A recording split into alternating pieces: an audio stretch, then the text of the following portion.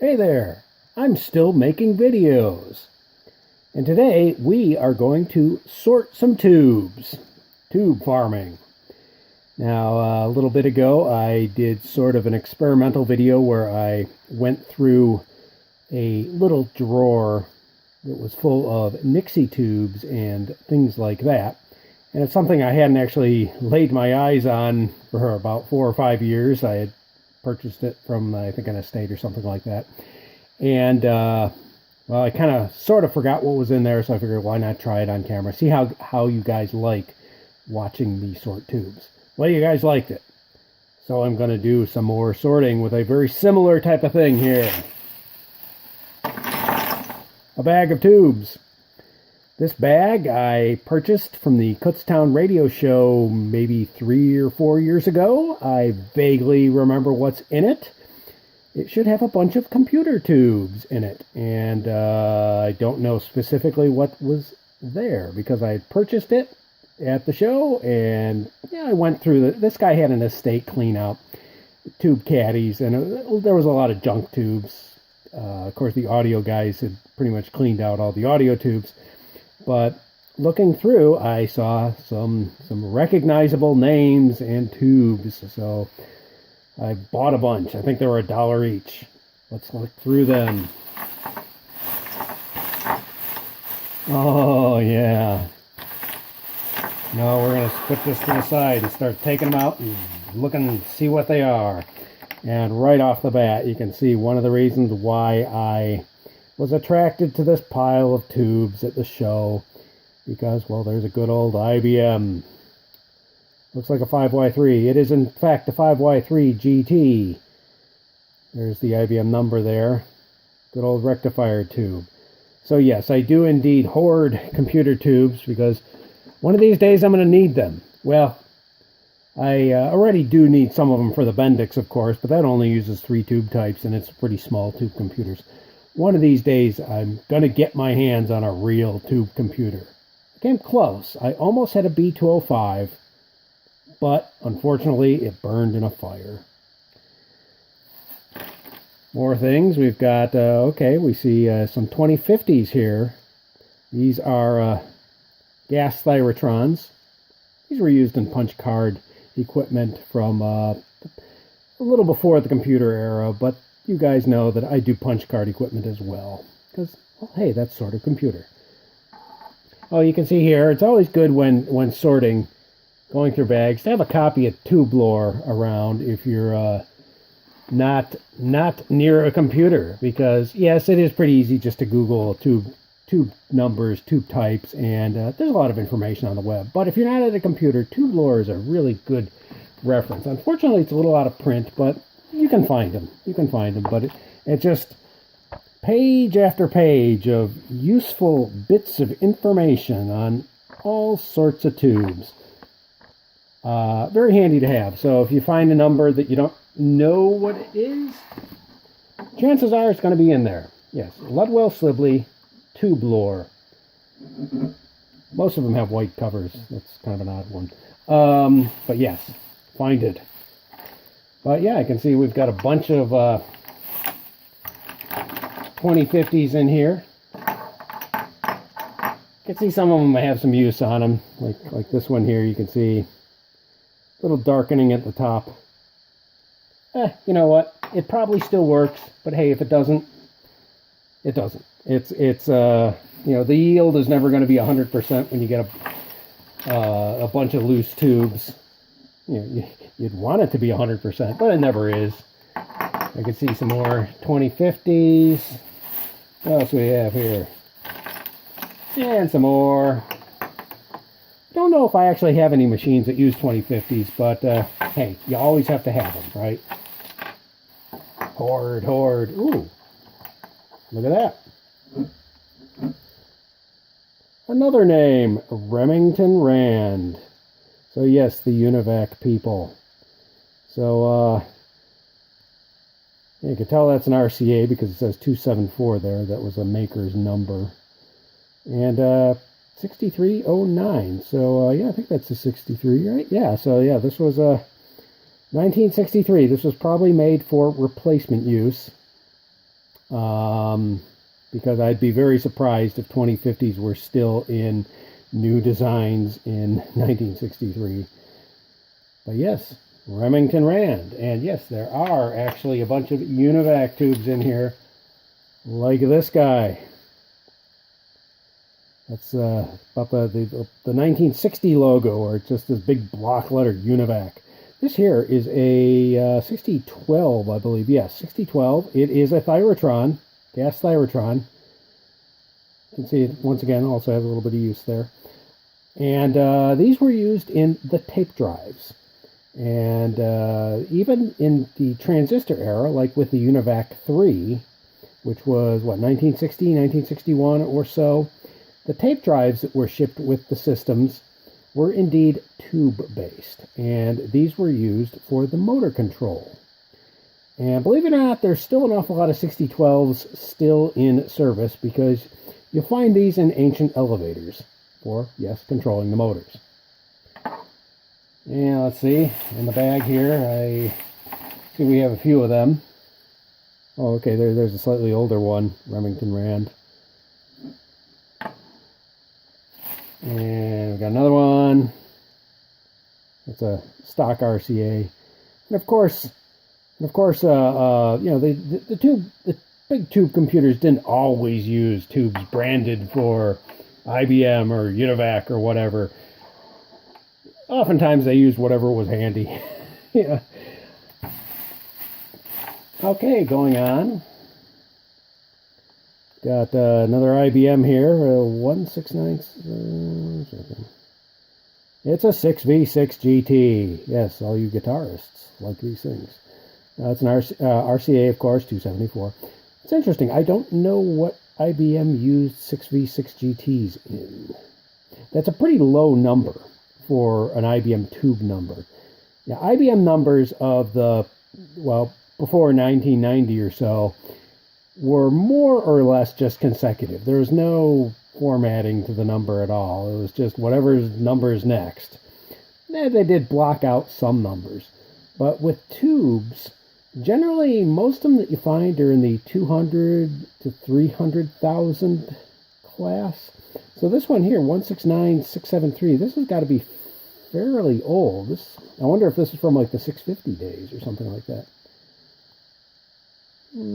Date code 1958. Nice. Doesn't look like it has much use on it. It's a pretty clear top. Nice. Put you over there. Okay, what else we have? We've got, alright, what's this? We've got 1238. Remington Rand. Remington Rand UNIVAC. It's got the whole logo. Lockable tube. Looks like a twin triode. Okay, so this is actually pretty old, because the UNIVAC 1 used Lockable tubes.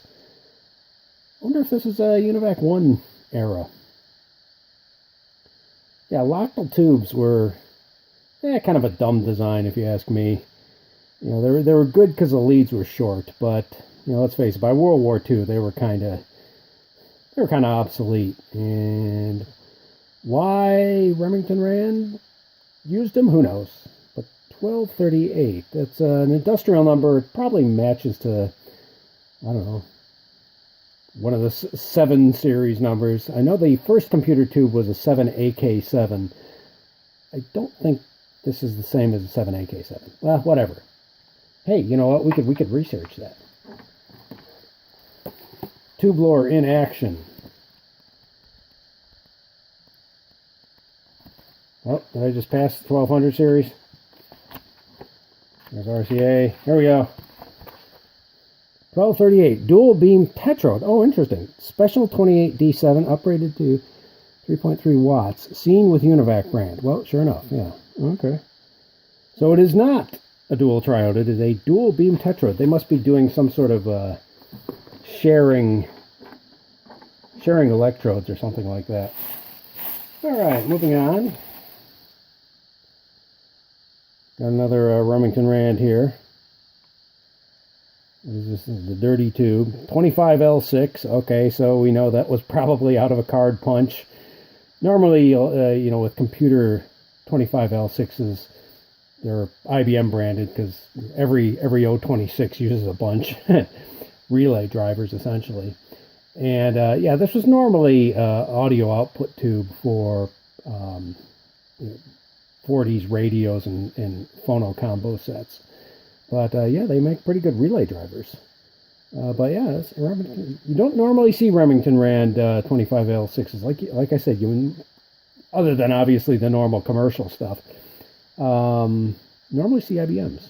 Interesting. Moving on, we got bunches of minis here.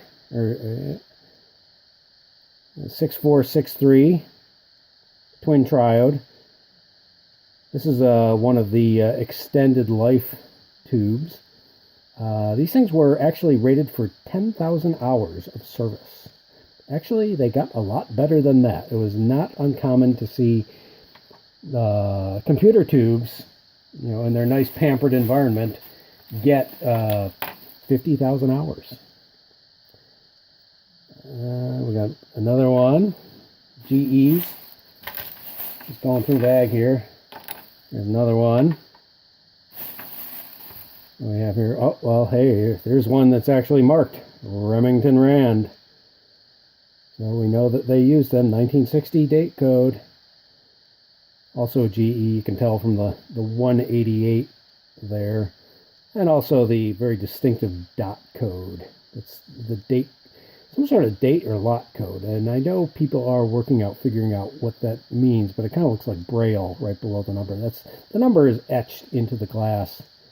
I think it was sandblasted in or something like that. 6463, which means it never wears out, which is good. Compared to Telefunkens that you look at them wrong and the the ink washes away. But anyway, very cool. A Remington Rand 6463.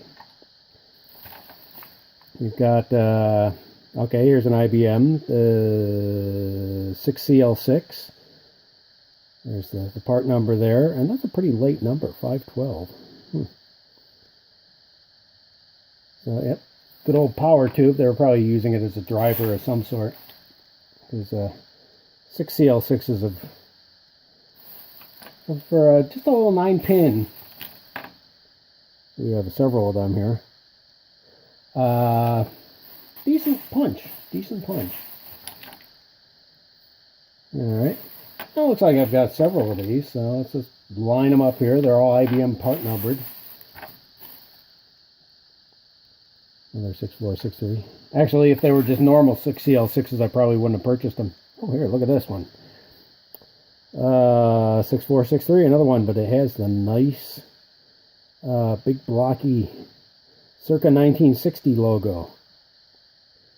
Division of Sperry Rand. 1963. So no doubt, once again, it's a GE.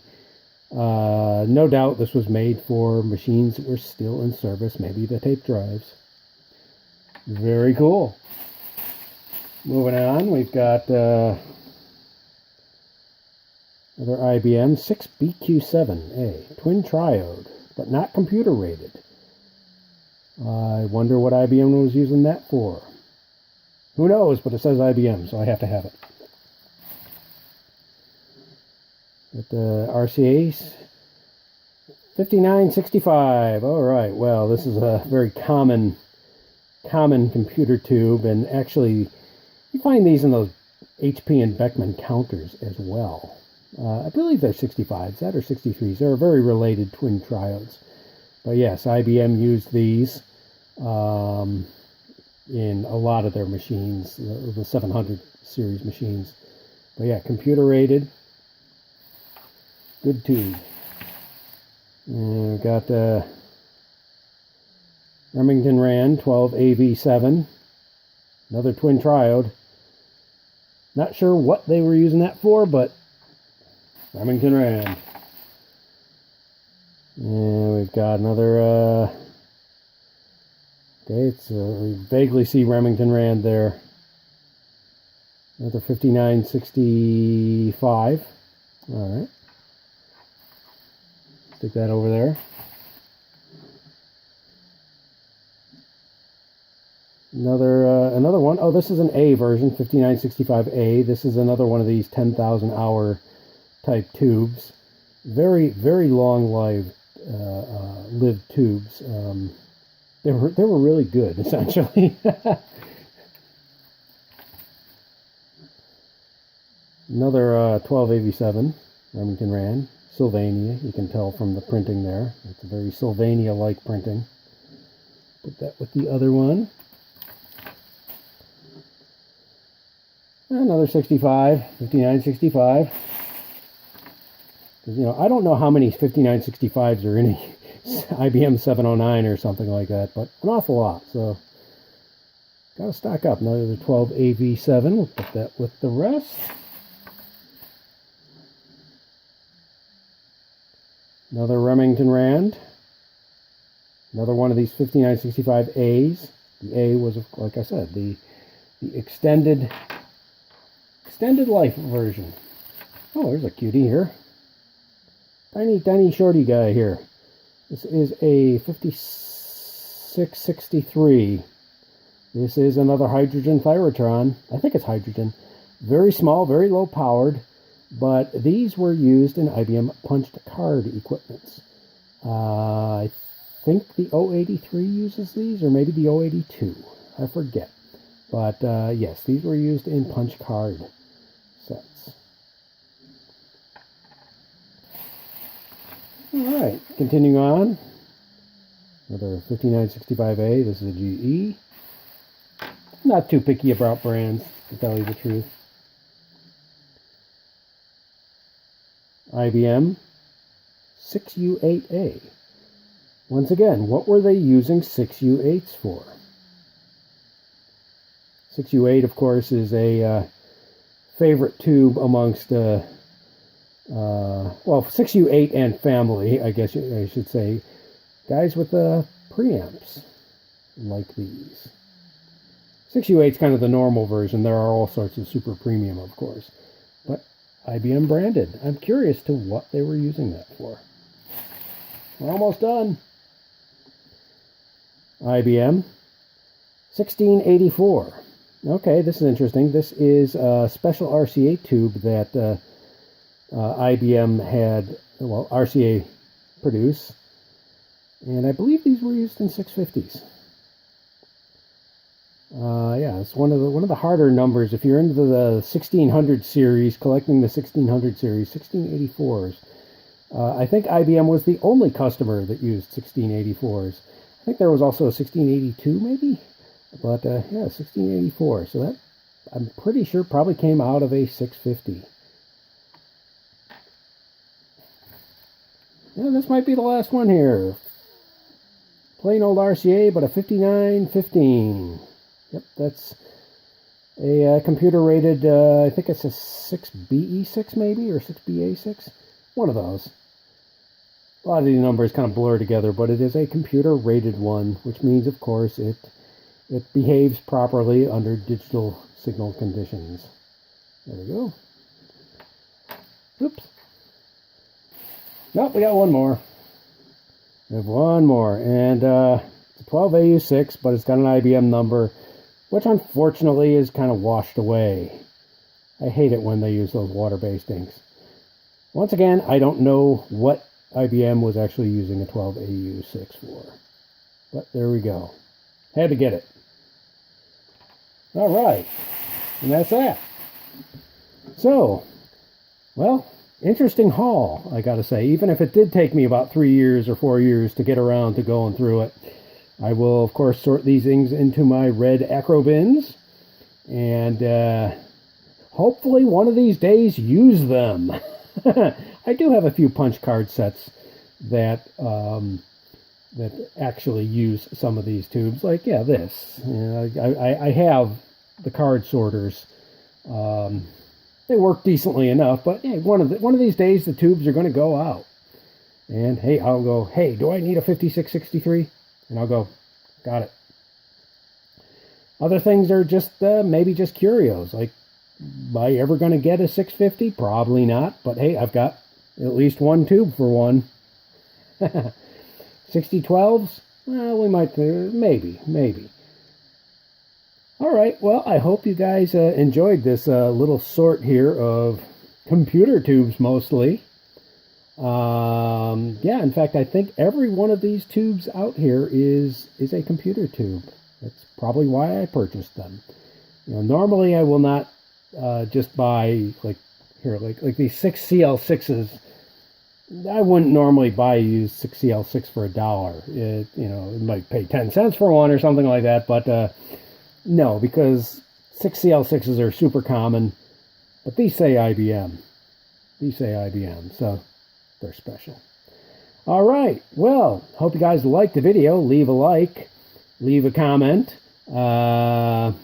Maybe share this around. It's a weird video, but hey, why not? Okay, also, I am on Twitter, so if you want to follow me, Uniservo. And you have Red the Cat is on my leg, and I hope he doesn't jump up here and start playing tube hockey, because, well, he does that from time to time. He has never broken a tube, which is good. Anyway, leave a like, share this around, and subscribe, because I need 1,000 subscribers now. That's the goal, because, well, got suspended from the partner program like tons of other people. Thanks, YouTube. All right. Ooh, long video. See you guys later. Bye now.